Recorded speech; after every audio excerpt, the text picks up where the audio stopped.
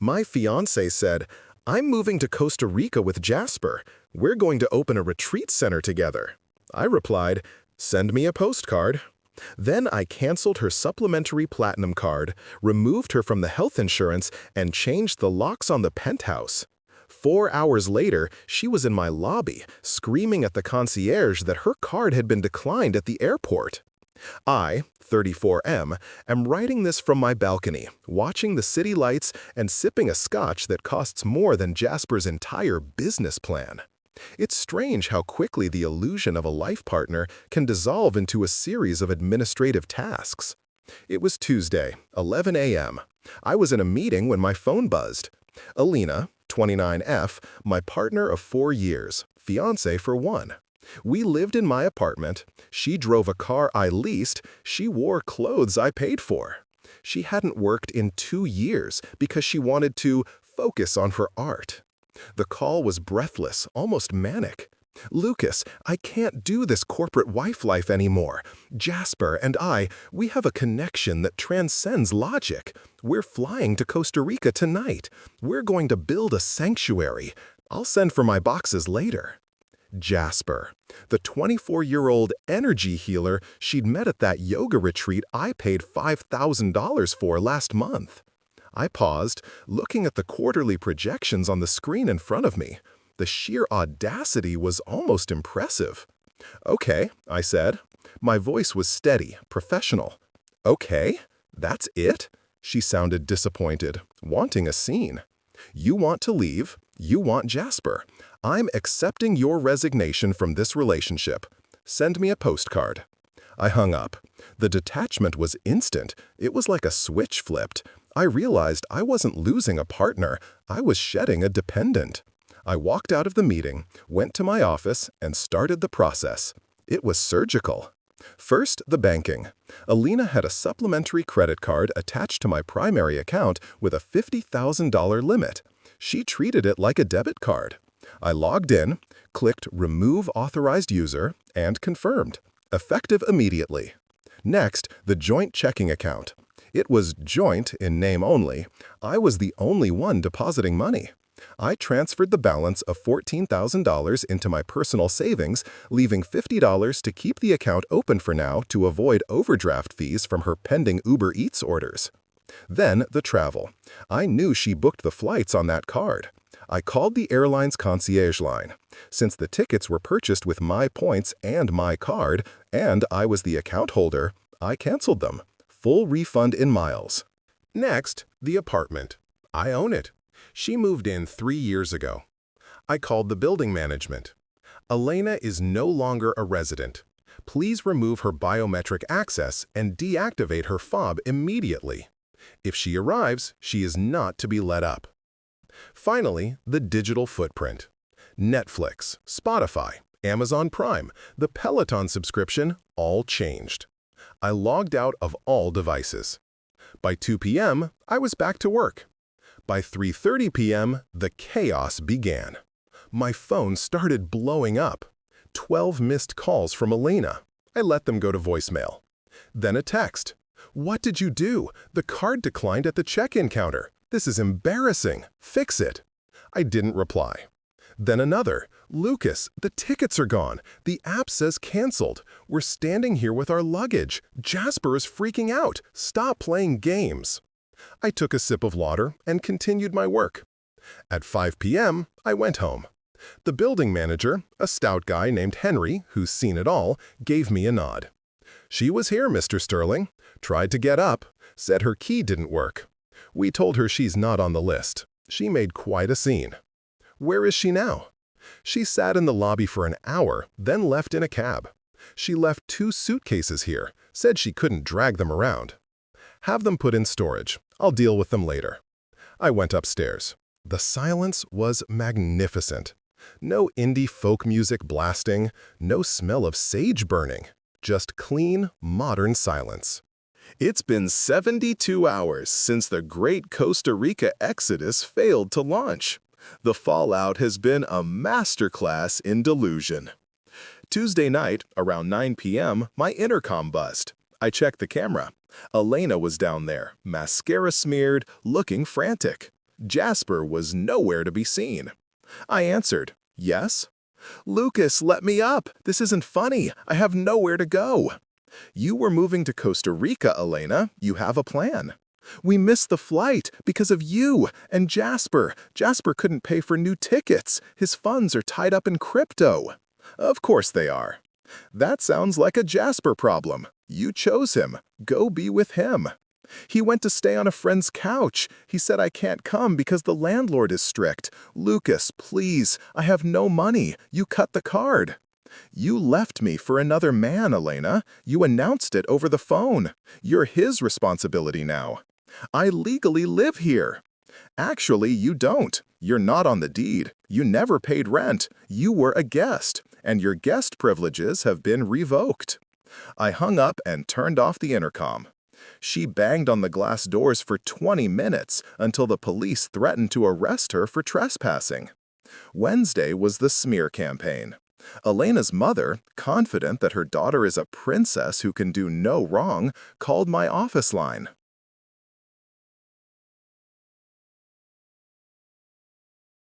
"Lucas, you are a monster. Leaving a young woman homeless? Is this how a man acts? Barbara, your daughter cheated on me and tried to use my money to fly her lover to a tropical resort. I didn't leave her homeless. She left her home. If you're so concerned, why isn't she staying with you?" Well, we're renovating the guest room. She can't stay here right now. She needs stability." "Then she should have stayed faithful.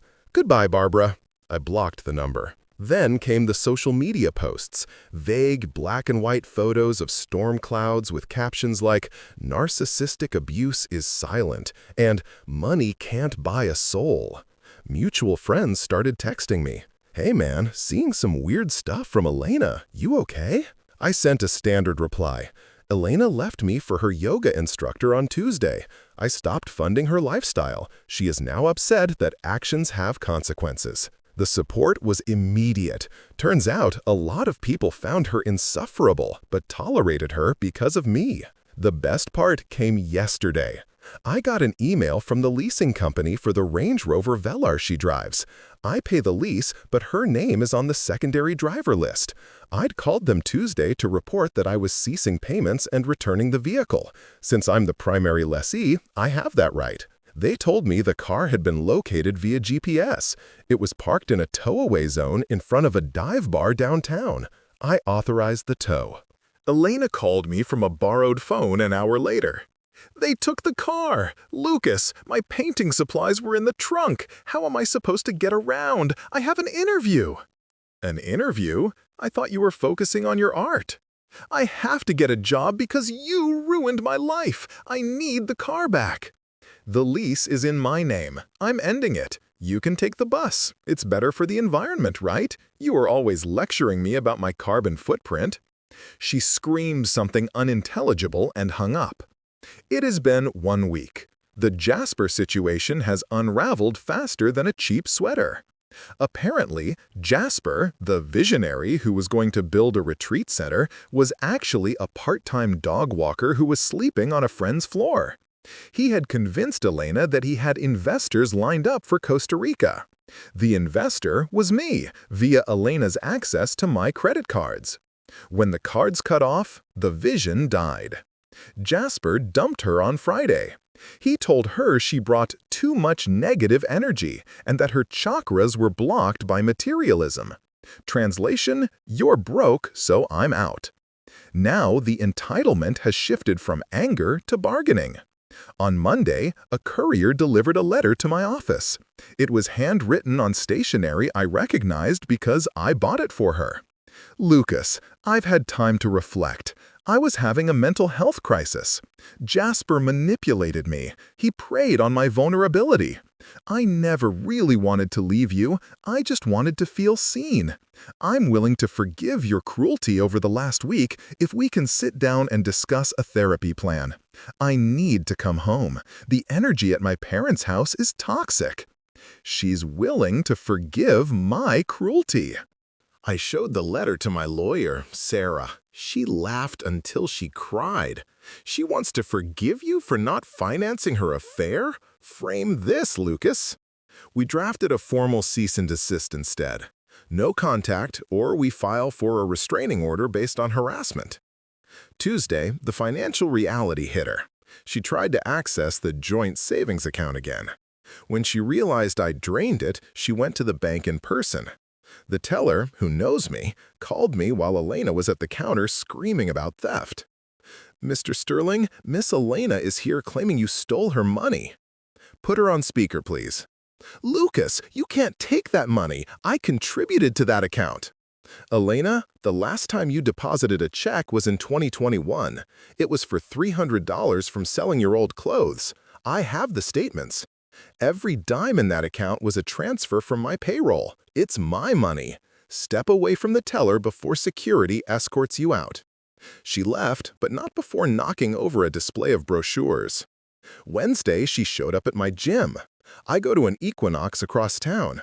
She doesn't have a membership there. It's too corporate, but she bought a day pass just to corner me. I was on the bench press when I saw her.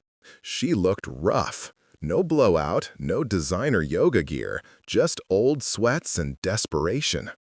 "Lucas." I racked the weight and sat up. "You're violating the cease and desist, Elena. Stop with the legal crap. We were together 4 years. You can't just erase me. You erased us the moment you said you were leaving with Jasper. You didn't ask for a break. You didn't ask for counseling. You said, 'I'm moving to Costa Rica.' You made a unilateral decision. I made a mistake. And now you're paying for it. That's how adulthood works. I'm sleeping in my childhood bedroom. My dad is making me apply at Starbucks. I'm an artist, Lucas." "Then paint something, sell it, buy a sandwich, leave me alone." I put my headphones back on. Noise-canceling technology is a beautiful thing. I saw her mouth moving, screaming, crying, but I heard nothing but Metallica. Staff escorted her out 5 minutes later. It has been 3 months since the phone call. The dust has settled, and the landscape is clear. Elena is currently working as a receptionist at a dental office. I know this because she accidentally sent a LinkedIn request to my business partner trying to network. He showed me. Her profile headline has changed from "Visual Artist and Muse" to "Administrative Assistant Seeking New Opportunities." The Costa Rica dream is dead. Jasper is apparently dating a 50-year-old woman who owns a chain of laundromats. Good luck to her. As for the legal side, it was surprisingly simple. Since we weren't married, there was no alimony, no asset division. The common law argument her parents tried to threaten me with fell apart when my lawyer produced the lease, solely in my name, and the bank statements showing she made 0 financial contribution to the household. She was, legally speaking, a roommate who didn't pay rent.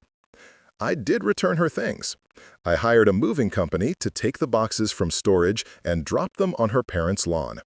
I didn't attend the drop-off. I heard from a neighbor that her mother stood on the porch screaming at the movers, but the job got done.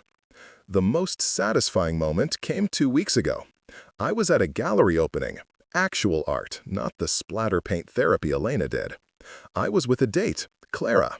Clara is a copyright lawyer. She's sharp, funny, and insists on splitting the check because I worked hard for my money, I want to spend it. We were holding champagne, laughing at a sculpture, when I saw Elena. She was working the event, not as a guest, but as a server passing hors d'oeuvres. She froze when she saw me. She looked at my bespoke suit, then at Clara, who looked stunning in a red dress. Then she looked down at the tray of mini quiches she was holding. I didn't smile. I didn't scowl. I just looked at her with the same indifference I'd have for a stranger. She was just a person who used to live in my house. She turned and practically ran back into the kitchen. Later that night, I got a text from an unknown number. "I saw you tonight. You looked happy. It's not fair. I was the one who encouraged you to appreciate art. I made you who you are."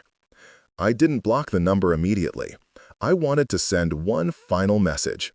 You didn't make me. You just distracted me. And honestly, the silence in the apartment is the best art I've ever experienced. Do not contact me again. Then I blocked her. The apartment is fully renovated now. I turned her art studio into a home gym. The Velar was returned, and I bought a vintage Porsche 911 I've wanted since I was a kid. A car Elena hated because it was too loud. She gambled a life of luxury and unconditional support on a fling with a fraudster because she felt bored with stability.